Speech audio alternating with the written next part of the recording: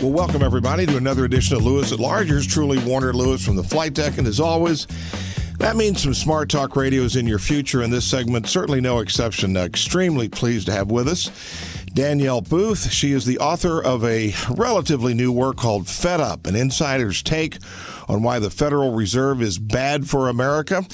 She has quite a background. She's the founder of Money Strong LLC, which is an economic consulting firm.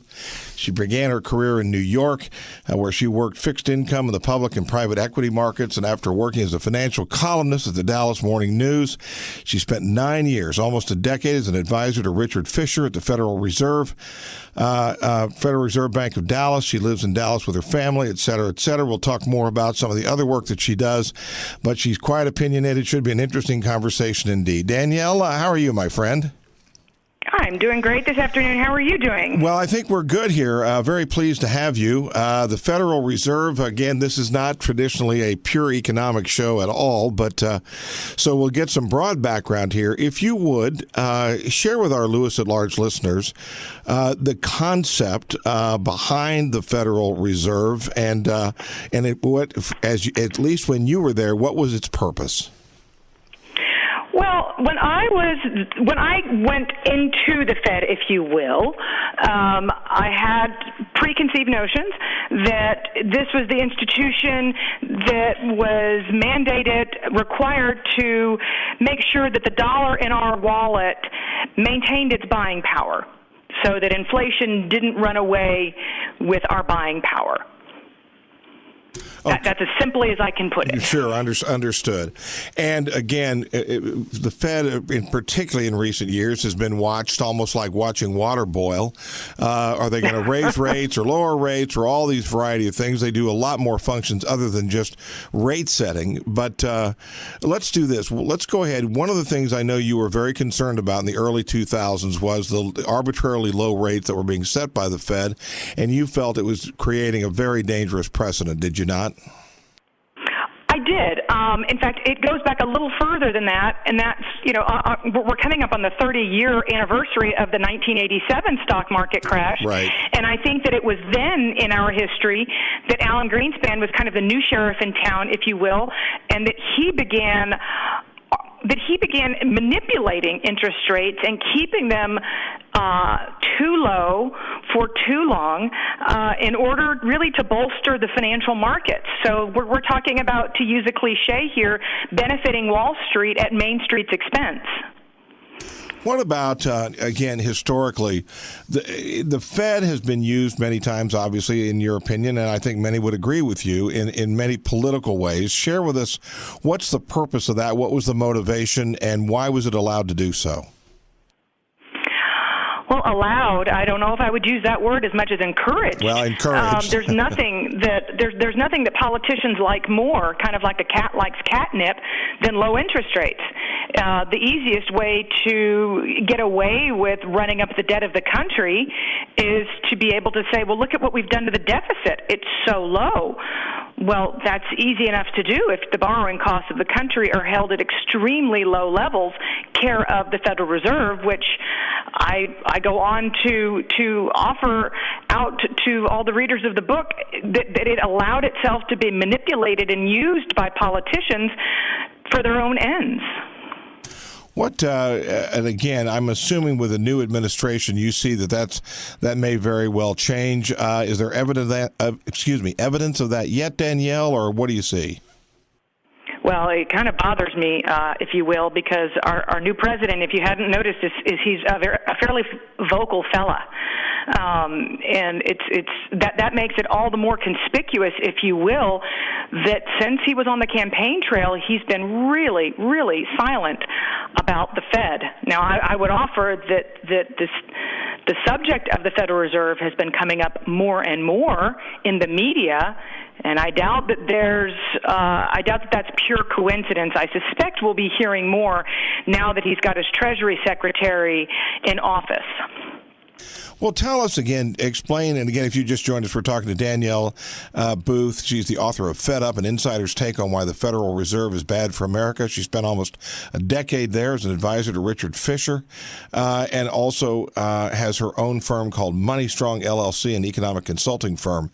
Tell us how the Fed, and again, we can talk about interest rates, but just the average American, what they do, tell us how they affect the average American's life. And in your opinion, if we don't change the way we look at the Fed and how the Fed operates, what are kind of the pitfalls down the road?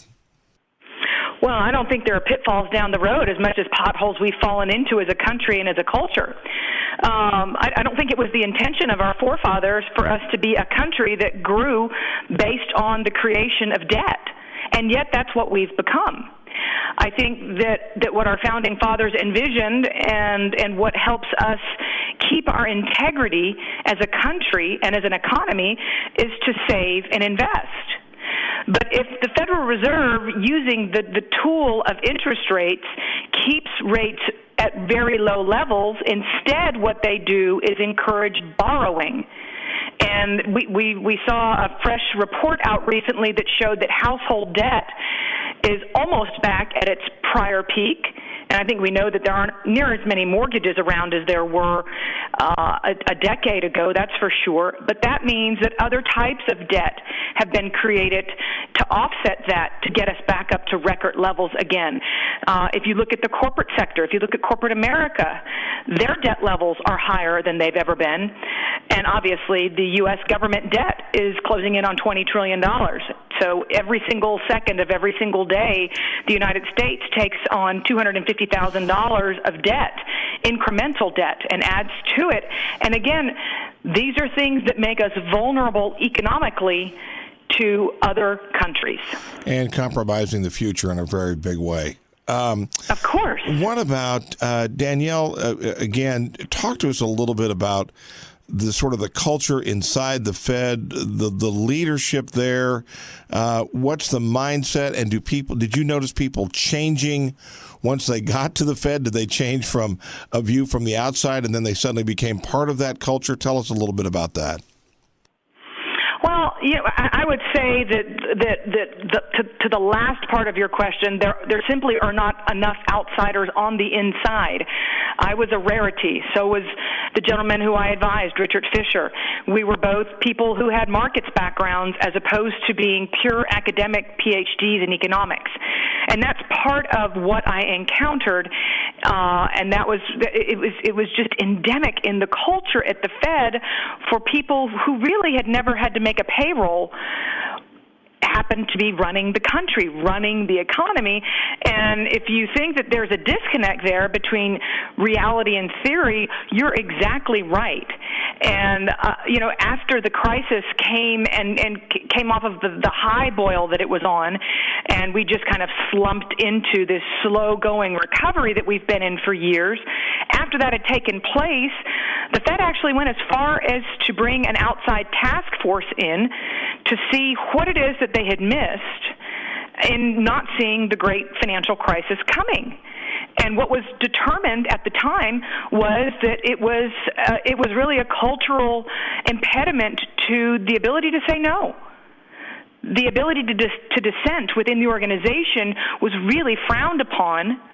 And that was part of why, even if you did see it coming, you tended to keep your mouth shut. Of course, unless you were me, in which case my hair was on fire and my mouth was wide open and I was screaming to the hills, Houston, we've got a huge problem here.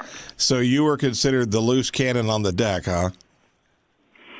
Some of the reports that I did, I would get this tisk and a slap on the wrist because I was using data that were not seasonally adjusted.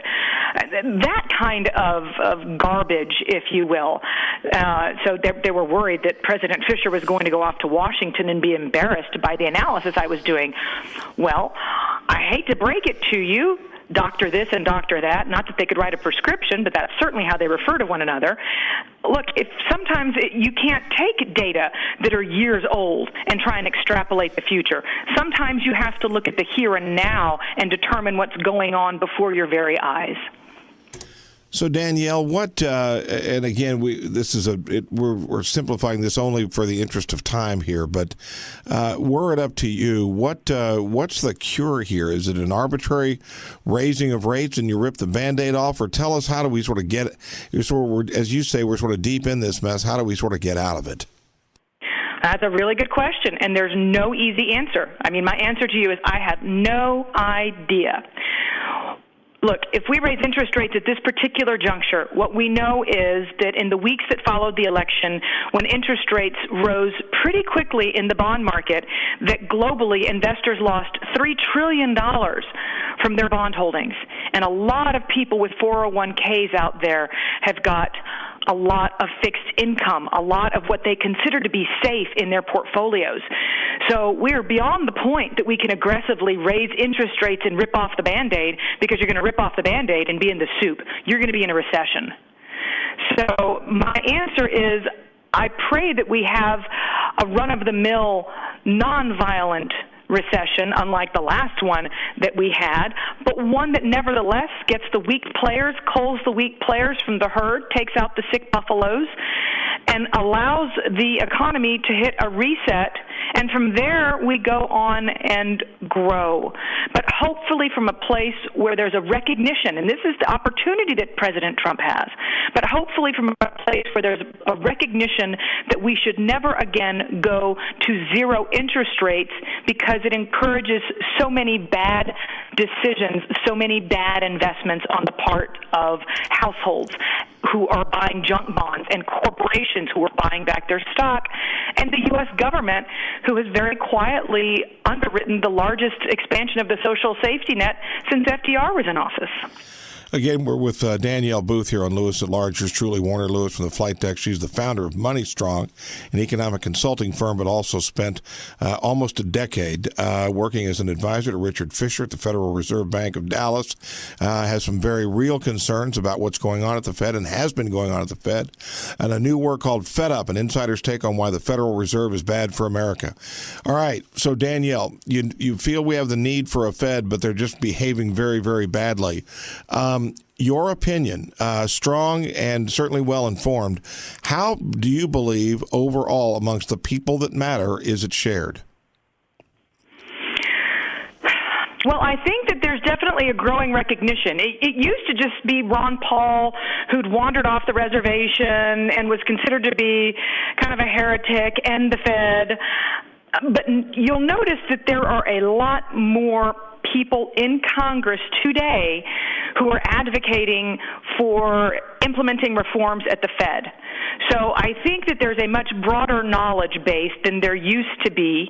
And in addition to that, and the reason I wrote the book is because there's a hope that it's not just the politicians, but the average working American man and woman who is better educated about the institution and can continue to vote people into office who will insist upon objectivity and independence being reinstated at the Fed. To your knowledge, are there people inside the Fed now that agree with what you're saying?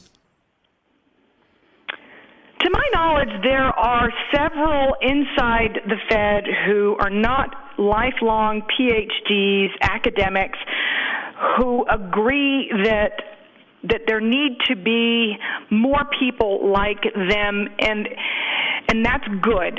But there aren't a lot of strong voices from within the Fed. There's still too much collegiality. And that is the power that Donald Trump holds, and the Senate and the confirmation process, to truly put in people who are not going to be near as polite when it comes to raising their hand and saying, you know what, this doesn't make sense. Let's not do this. There's still too much consensus within the organization, even though there's a recognition by several of the leaders that things like commercial real estate and the bond market are overvalued, and that we've got problems there because it makes the pension funds and it makes the 401k system. It renders them all vulnerable to major corrections. So go out 4 years from now, the end of the Trump first presidency. Do you see a change philosophically coming if you had to prognosticate, do you believe the Fed will be fundamentally a different organization, at least how it views its interest rates and its responsibilities? I do, and I have high hopes that it will become a different place. Look, we know that one individual who sits on the Federal Reserve Board, these are the 7 main leaders of the Fed who work in Washington, one of them was fairly openly campaigning to become Hillary Clinton's Treasury Secretary. It's on the record that she made campaign contributions. I think it's fair to say that she decides to step down from the board. So if you do some very quick math, Daniel Tarullo has recently announced he's going to be leaving in April. There are 2 vacancies that have been open for the majority of Obama's presidency. They were open, so that's 3. 4 if you include Lael Brainerd, who I believe will step down. Janet Yellen's term is up at the end of January of 2018, and Vice Chairman Stanley Fischer's term is up in June. So now you're talking about 6 of the 7 people, 6 of the 7 biggest leaders of the Federal Reserve who Donald Trump can replace within 18 months of being in office. There is no bigger opportunity to change the way the Fed is run, but to put in leaders who believe and agree philosophically that change must occur. Is it wise, in your opinion, that everyone at the Fed is in lockstep philosophically with money policy, or is it good from time to have some diversity and pushback amongst the governors at the Fed? Oh, I think you need look since they started record keeping of transcripts, which occurred in 1996. There have been all of two dissents on the Board of Governors. Incredible. That's a long time, over 20 years now. So I think it is high time, it's past time, it's overdue, the yogurt's bad, throw it away. It is time to make sure that there's a diversity of views. The 1913 Act requires that the president put people on the Federal Reserve Board from a diversity of industries and geographies. It's required by law. It's time to go back and obey the law. Well, we'll come back here as we start to wrap up, but I do want to find out a little bit more. Also, a little bit about Money Strong. Tell us a little bit about what you do with the economic consulting firm that you have. Well, I left in June of 2015, and that very first week I published and premiered on CNBC, and I have written a weekly newsletter every single week since then. LinkedIn voted me the 3rd most influential voice in economics and finance last year, and I make an attempt every week with 2,000 words to put my views out there. The book happens to be a culmination of that effort, but if you go on my website, dmartinobooth.com, and subscribe, you'll be able to peek into the archive. You can see some of the media appearances that I have done, and you'll see that I'm fairly consistent in my off-the-reservation views. So please follow me. Follow me on Twitter at dmartinobooth, and get the book, and don't be intimidated by the subject matter of the book. It's written in layman's terms, and it was painstakingly written in layman's terms so that anybody would be able to pick up the book and read it and appreciate its content. Well, besides the Fed, how are you feeling just overall about the general economy of the country right now? I feel like we're at a stage where the economy is peaking. We've seen delinquencies rise for FHA mortgages, for example. That's kind of been the only game in town since the crisis hit where you could put down a 3.5% down payment. So we're seeing a 4% delinquency rate on those mortgages. That's not good news. We're seeing that credit card borrowing has outpaced income growth since November of 2015. That typically is an SOS signal emanating from the household sector that they're having to start using their credit cards to cover necessities. We're seeing losses on subprime automobiles really start to tick up. They're at the highest level since 2008. So I think that this third longest economic recovery in U.S. history is starting to show signs of exhaustion. I'm not saying we're necessarily going to be in recession this year, but I think that the economy has definitely peaked and is beginning to roll over. Well, the work, again, an interesting one indeed. There's no question about it. Called Fed Up, an insider's take on why the Federal Reserve is bad for America. It's been penned by Danielle DiMartino Booth. She's the founder of Money Strong, an economic consulting firm. She also spent almost a decade working as an advisor to Richard Fisher at the Federal Reserve Bank in Dallas. Hey, Danielle, again, share with our Lewis at Large listeners, if you would, how can people not only pick up a copy of the book, but find out a little bit more about the work that you're currently doing? Like I said, please head over to my website, www.dimartinobooth, that's alltogether.com. Follow me on Twitter and look back at my archive. You will see how entertaining and accessible my writing style is. I promise you will not regret taking a few minutes to do that. I live to entertain first and educate second. I like that one. So under the guise of entertaining first, what now that Fed Up is out and you're sort of doing the book tour, so to speak, what's the next project for you? Well, that's a good question, and what I am doing now is really taking my message on the road. So I'm giving speeches all over the country and trying to help spread the word. I've been all over the media. I'm surprised I still have a voice left, but you can find me on TV and you can find me on the radio. And again, for me, I am a woman on a relentless mission to take the mystery away from the Federal Reserve and what it is, so that on whatever election day it is that we have coming up in the future, you know exactly who to support, who's going to make sure that your children and your grandchildren have a better chance at understanding the beauty and the miracle of compounding interest and the rewards that you reap from saving your money. Well, appreciate it. Appreciate the insight. Appreciate the work. And thank you so much for spending some time with us today. And best of luck with the book and the future projects. Thank you so much. I appreciate that. Great talking to you today. You bet. Thanks so much. We'll be back with more right after